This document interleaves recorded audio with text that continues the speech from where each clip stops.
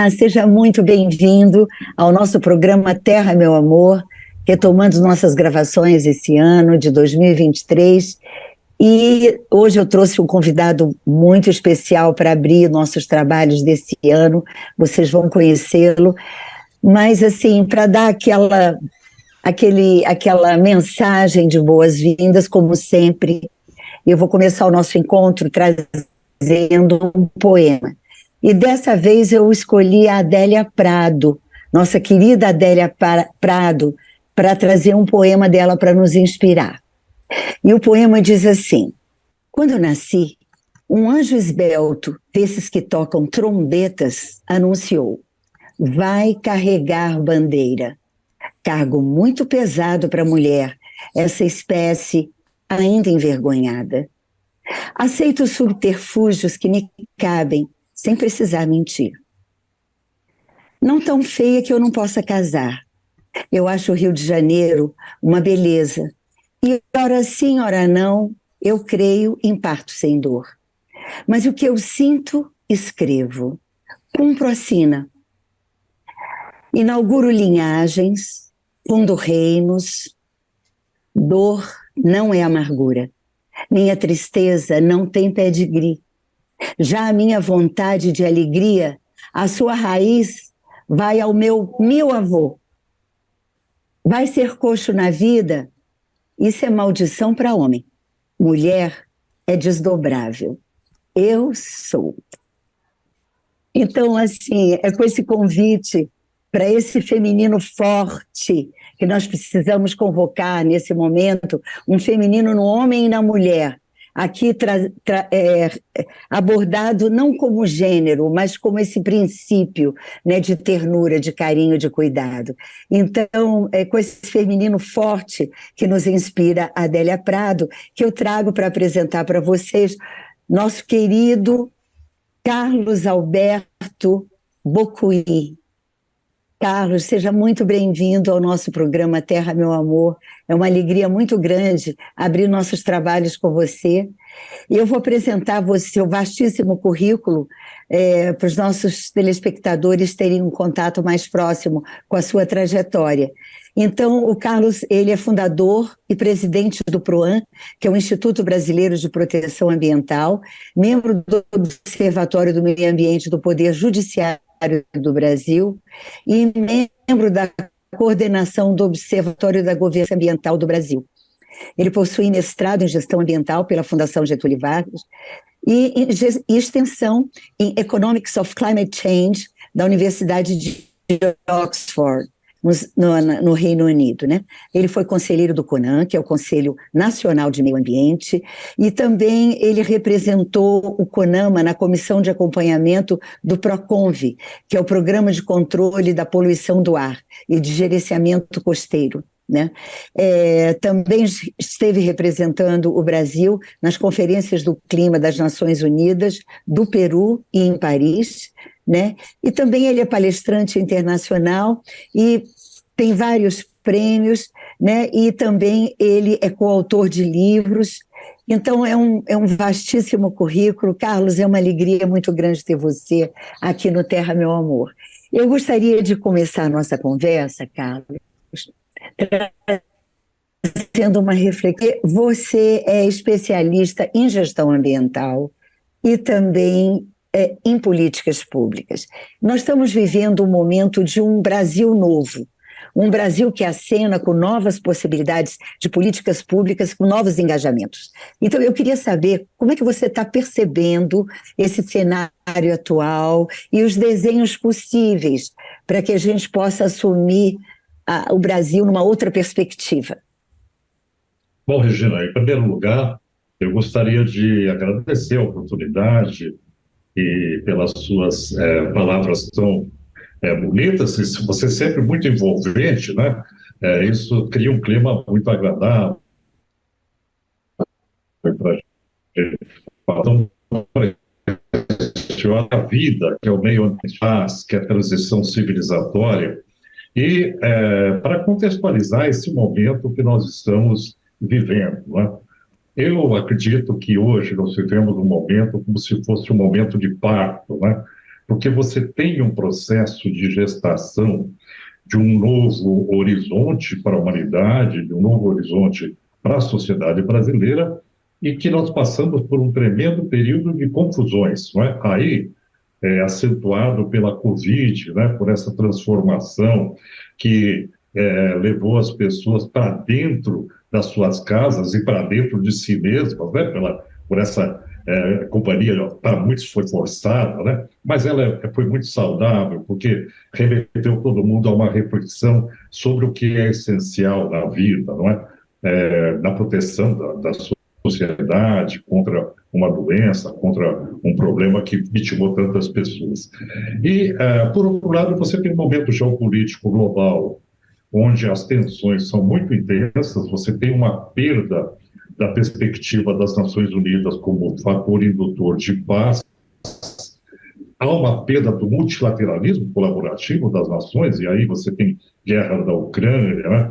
Nós temos uma crise climática para administrar, e no Brasil nós tivemos um processo de um governo autoritário que deixou a transparência, deixou o processo de oitiva da sociedade, e aí ingressamos agora numa abertura democrática, né?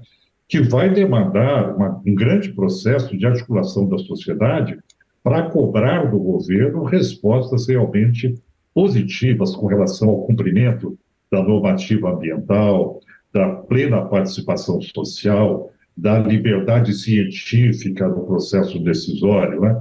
Então, por isso que eu digo que é como um momento de parto, né? Nós estamos diante de algo novo, como você disse na sua poesia, que as trompetas digam que é o momento de hastear a bandeira e ir em frente para uma transformação, não só nacional, mas civilizatória também. Sim, Carlos, é verdade.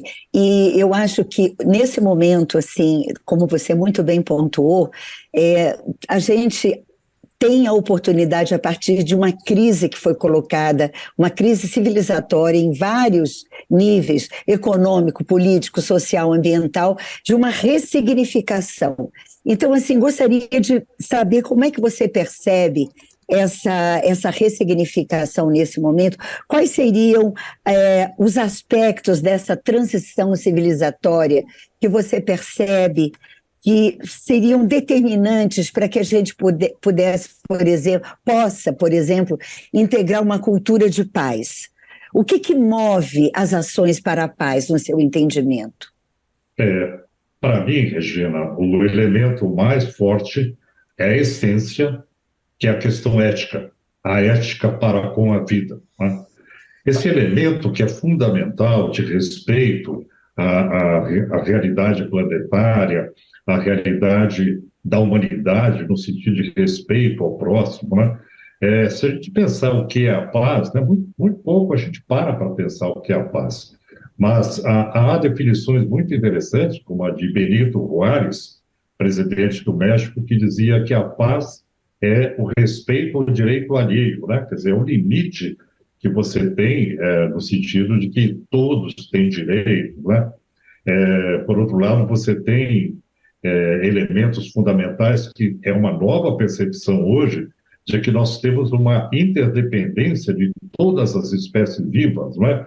Quer dizer, toda a vida no planeta ela está ligada. Então, se você não proteger essa perspectiva ecossistêmica global, você também acaba não protegendo a sua própria vida, a sua família, o seu país, não é? Então, eu acho que nós avançamos em conceitos. Então, essa questão da essência, da ética com relação à vida, hoje ela é alimentada por conhecimento científico, né? E por avanços no processo civilizatório que nos trazem novos conceitos que são transformados em direitos através das normativas, né? E novos modos de relação entre as pessoas, de relação comum, né? Então, a paz é essa compreensão do direito de todos, né? E da capacidade humana de fazer a paz algo real, algo que possa ser realmente alguma coisa progressista, no sentido que a gente avance como um passo civilizatório, um novo patamar civilizatório. Você traz uma coisa que me faz refletir no sentido de que, né, trazer aquela raiz da palavra crise, que vem do grego, a raiz cri, que significa oportunidade. Então, assim, de um lado, a humanidade está perplexa com todos os cenários. A grande mídia coloca todos nós no mesmo instante vivendo uma mesma realidade, embora estejamos distantes uns dos outros geograficamente, mas assim, do ponto de vista da informação, a gente está junto o tempo inteiro. Então a gente sabe o que está acontecendo, por exemplo, esse terremoto dramático na Turquia, não é, que está impactando na Turquia e na Síria, e a guerra, como você pontuou bem, né, na Ucrânia, os desafios na Palestina, aqui no Brasil a questão dos Yanomami. Então isso, por um lado, informa, por outro, remete a gente a uma sensação de impotência, porque você sente a dor e você diz, o que eu posso fazer a respeito disso, não é? Então, essa reflexão, eu penso que ela vai na direção daquela máxima que diz pensar global e agir local. Porque é isso que eu acredito, que essa transformação para a cultura da paz, ela vem através da internalização dessa consciência de pertencimento na experiência ética da convivialidade. Então, assim, o que eu posso fazer? Eu não posso fazer nada pela Turquia, vamos dizer assim. O que eu posso fazer pela minha rua, pelo meu bairro, pelo meu país, pelo meu trabalho, pela minha família? Então, eu sinto que é bem aquela questão, assim, como eu estava vendo hoje, Carlos, um documentário mostrando a Amazônia no tempo da cheia. Então, é interessante você ver cada ser daqueles tem um papel fundamental para espalhar sementes, para polinizar, para renovar as águas, e eles estão fazendo aquilo naquele pequeno recorte. E esse pequeno recorte tem uma repercussão no mundo inteiro, porque a gente sabe que a Amazônia hoje tem né, uma importância planetária. Então, como que você acredita que a gente pode fomentar, porque você também é educador, né? Você participou de projetos de educação, então assim, eu gostaria de saber como é que você percebe esse processo de transformação para tirar as pessoas dessa sensação de impotência, para que cada um possa protagonizar a mudança necessária. Bom, eu acho que, em primeiro lugar, nós temos que saber quem somos, né, de onde viemos e para onde vamos, para onde queremos ir, não é? Então, o bombardeio que nós sofremos de mídia, principalmente hoje nas redes sociais, você recebe milhares de informações diárias e se as pessoas não tiverem clareza, um posicionamento mais definido com relação ao que elas pretendem essa realidade, você fica sufocado por informações que, na verdade, as informações que chegam hoje são informações altamente negativas, porque o que é mídia é o que é negativo, é o desastre, é o acidente, a destruição, nunca são as boas medidas que são tomadas mundo afora, né? Então, ter conhecimento dessa dinâmica, não é saber de onde viemos, quer dizer, nós estamos num processo civilizatório que há 150 anos atrás ele levava a uma baixa compreensão, inclusive com relação ao respeito ao ser humano. Você tinha um processo de escravidão entre os homens, não é? Que era uma coisa terrível. O século passado foi o século que Henri Barrault, um musicólogo de quem eu gosto muito, ele dizia o seguinte, que o século XX era o século da barbárie armada da tecnologia, né? Então você teve uma capacidade destrutiva, a tecnologia foi aplicada tão mal, de forma maléfica para a humanidade, de que nós somos provenientes de um processo extremamente conflituoso e tumultuado, né? Que depende um pouco daquilo que Hegel dizia, para você transformar o mundo, transformar as coisas, você tem que dar um salto, né? Mas o seu salto individual, às vezes, não é suficiente como elemento transformador.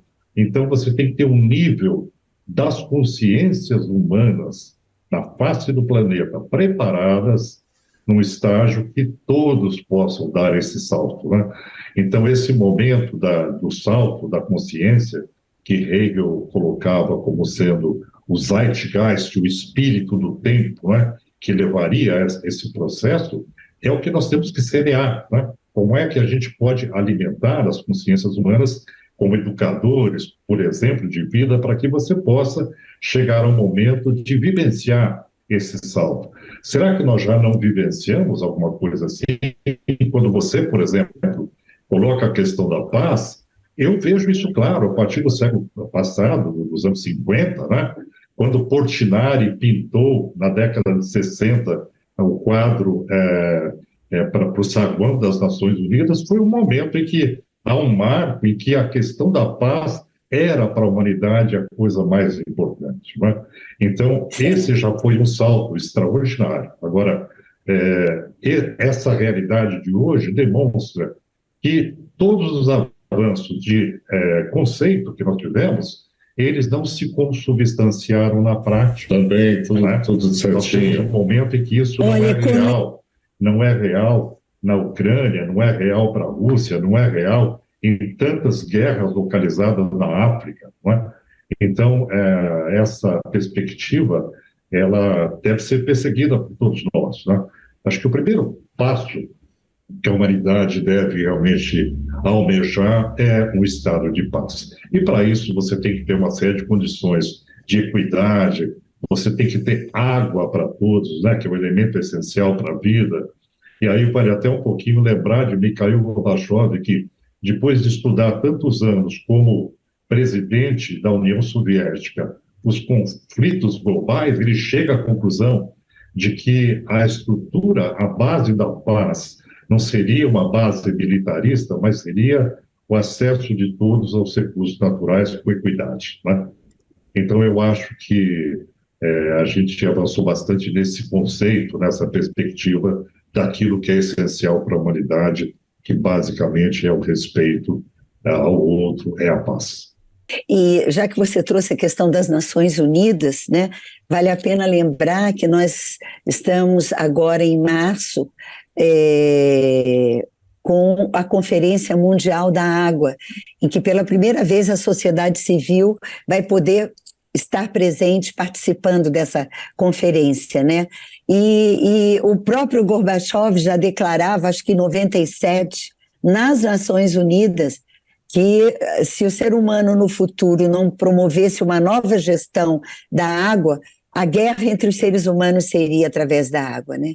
Então, isso é uma coisa que, de fato, dialoga com a essencialidade da água, a essencialidade da vida, a centralidade da água. Porque o que eu vejo também é que, nesse momento que a gente está vivendo, os aspectos mais essenciais da sobrevivência do que realmente importa deixam de ser figura e passam a ser fundo, diante de um cenário consumista, um cenário de resultados imediatista. Então, aquele cuidado na gestão do cotidiano, dos projetos, dos planos, de estar junto, né, de conspirar junto, pensar, como você bem pontuou, né, as questões, elas têm um componente de um propósito, vamos dizer assim, individual, porém é o movimento da comunidade, estando junto, né, criando essa consciência, essa egrégora, que a gente vai poder fomentar mudanças, né, Carlos?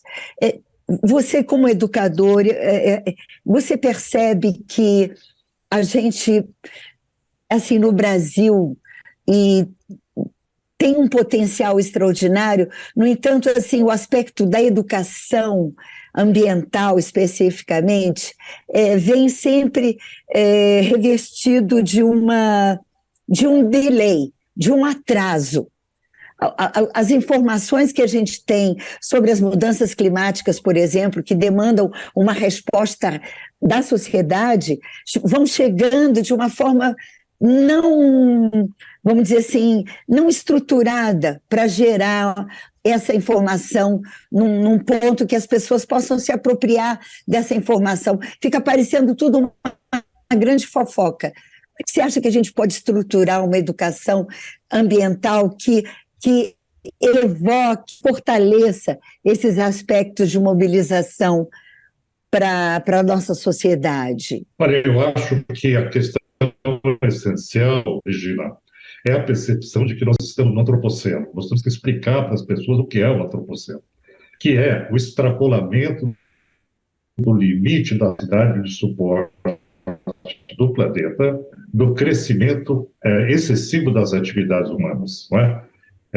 O conceito da capacidade de suporte ele vem sendo percebido desde 1945, nos anos 50, pelo Eugênio Odum, da Universidade de Atlanta. Eu tive a felicidade de ter um colega do PROAN, que participou da diretoria, que foi aluno do Eugênio Odum, e nós fomos um dos primeiros aqui no Brasil a implementar o conceito de capacidade de suporte para regiões metropolitanas.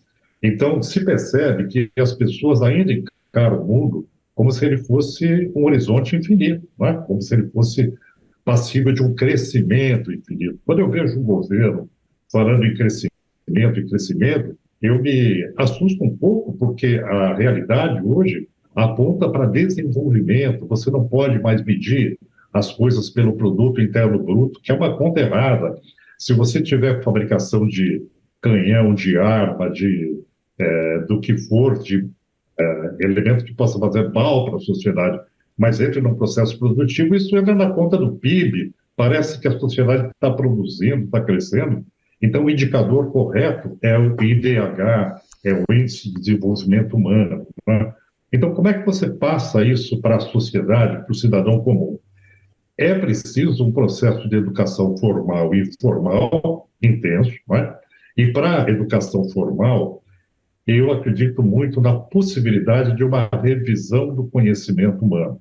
Eu lido hoje com engenheiros que assumiram cargos políticos e que têm uma visão de engenharia do século passado, da metade do século passado, e ainda não incorporaram a sustentabilidade à sua percepção. Então, você tem pessoas que trabalham na área de direito, magistrados, juízes, que ainda não têm a formação sólida em sustentabilidade em direito ambiental. Quer dizer, essa nova percepção dos limites do planeta, que veio com uma Constituição para o Brasil, uma Constituição democrática, ecológica, ela não tomou o seu espaço na formação da cidadania brasileira, não é? Então, a revisão do conhecimento, de todas as áreas do conhecimento, à luz da questão ambiental, é um grande passo que a gente transforme de forma multissetorial o conhecimento. Quando o governo atual diz, nós temos que ter um governo que ele trabalhe de forma multissetorial, todos os ministérios têm que ter uma ação multissetorial. É isso mesmo, isso está absolutamente correto. Você tem que implementar a sustentabilidade para todas as áreas de gestão, para todas as áreas do conhecimento, né? E a educação ambiental, ela cumpre esse papel de fazer uma revisão antropológica do conhecimento humano, né? À luz daquilo que a humanidade percebeu, os limites do crescimento, né? Os limites do comportamento humano no planeta. Então, essa nova perspectiva, que eu diria é uma perspectiva de simplicidade voluntária, né? Que nos tira daquele empuxo global pelo consumo, né? Essa idealização de quero ter o melhor celular, o melhor carro, o melhor isso, o melhor aquilo. Isso tudo é uma ilusão, porque nós não podemos chegar a esse ponto de realizar todos os desejos de todos, mas sim que todos desejem o bem para todos. Isso vai implicar numa perspectiva solidária, que é um almejar muito diferente do eu quero para a minha posse, né? Então, Sim. essa transformação, ela vem também pela educação ambiental. Sim, e eu me lembro, ao te ouvir, o Humberto Maturana, quando ele fala no livro da Árvore do Conhecimento, que nós somos o resultado dessa conspiração de estarmos juntos numa grande solidariedade à vida, no serviço à vida. Então, assim, não fosse esse espírito cooperativo, né, de colaborativo, né, de estar junto, colaborando, conspirando, fazendo, a vida tinha parado lá atrás, nos conservados, nos oceanos escaldantes. E, no entanto, é a própria experiência da vida, esse movimento, né, de cooperação. E você pontuou muito bem, essa era antropocena, vamos dizer assim, em que a gente está vivendo, o antropoceno, subtrai da experiência humana esse pertencimento a essa totalidade que nos faz ser. Essa teia da vida, né? Essa teia de pertencimentos. E eu queria te fazer mais uma perguntinha, Carlos, é o seguinte, nosso tempo já está acabando, mas eu gostaria que você trouxesse, a partir da sua experiência, você que mora em São Paulo, tem uma experiência de cidade, e a gente sabe que 85% da humanidade ou mais está em cidades, como é que a gente pode construir cidades sustentáveis, metrópoles sustentáveis, sensíveis à água? Como é que você vê esse movimento? Porque esse é um convite a todo cidadão, a toda a urbanidade. O que você acha? É possível? Olha, eu acho que sim. Se nós tivermos um nível de consumo não agressivo, a gente pode coabitar em regiões de uma forma a não provocar malefícios para essa região. Eu habito em São Paulo, eu moro na região metropolitana de São Paulo, mas mais do que isso, eu moro na macro Paulo, com 190 municípios em volta da cidade de São Paulo, todos dependendo de bacias hidrográficas muito limitadas, todo mundo respirando a mesma atmosfera poluída por tantos veículos, né? Então, essa consciência de que eu sou responsável por esse universo onde eu me insiro e que eu tenho que trabalhar no sentido de preservar a minha própria existência e também dos meus vizinhos e também da sociedade em geral, é o grande sentimento de pertencimento humanitário que a gente tem que ter. Eu pertenço à minha cidade, pertenço ao meu bairro, pertenço a essa comunidade que sou corresponsável pela qualidade ambiental dessa região. Eu acho que esse é o sentido da responsabilidade que transforma o comportamento de todos. É, eu te escuto e agradeço a sua fala assim tão positiva no sentido do resgate dessa consciência, dessa grande ciranda pela vida que nós estamos sendo convidados para dançar juntos. Carlos, muito obrigada pela sua presença aqui. Eu desejo uma longa jornada, exitosa, nessa sua conspiração pela sustentabilidade e por um mundo melhor, mais justo. Muito obrigado.